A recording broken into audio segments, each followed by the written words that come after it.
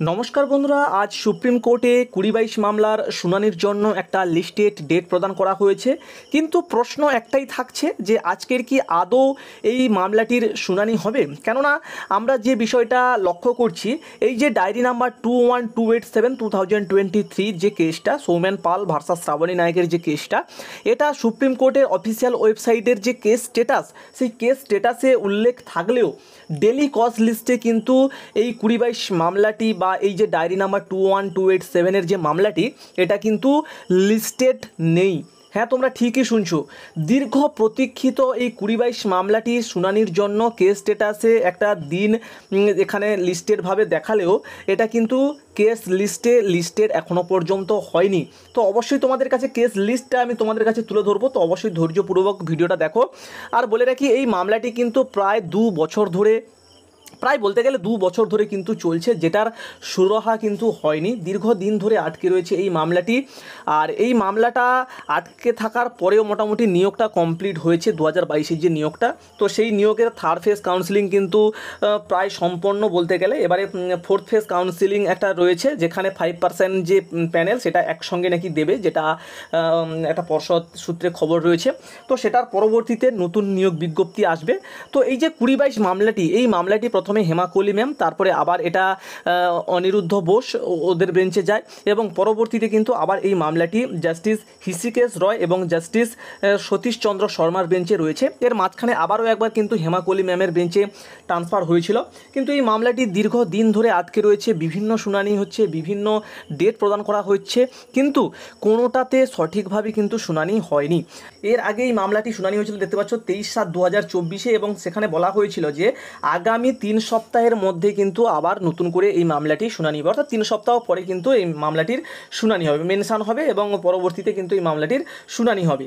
তো 23/7/2024 থেকে আজ 3/9/2024, মানে বলতে গেলে প্রায় 1 মাস 10 দিন কমপ্লিট হয়ে গেল, এখনও পর্যন্ত কিন্তু এই মামলাটি সঠিকভাবে লিস্টেড হয়নি আর শুনানিও হয়নি।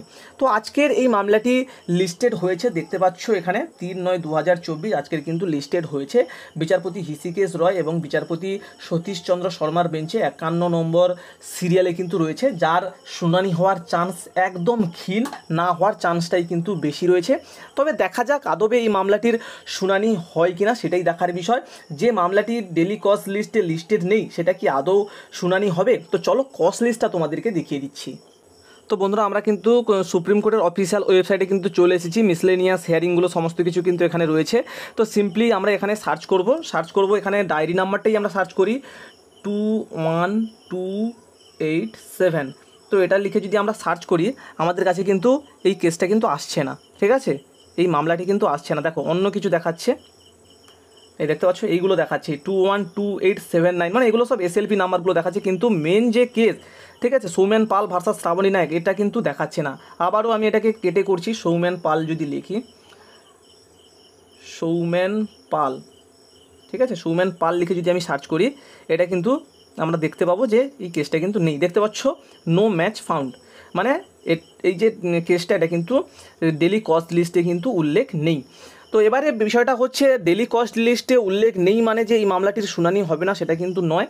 51 নম্বর সিরিয়ালে রয়েছে, যদি এটাকে আর্জেন্ট বেসিসে আবার লিস্টেড করায়, তো পরবর্তীতে লিস্টেড হতে পারে।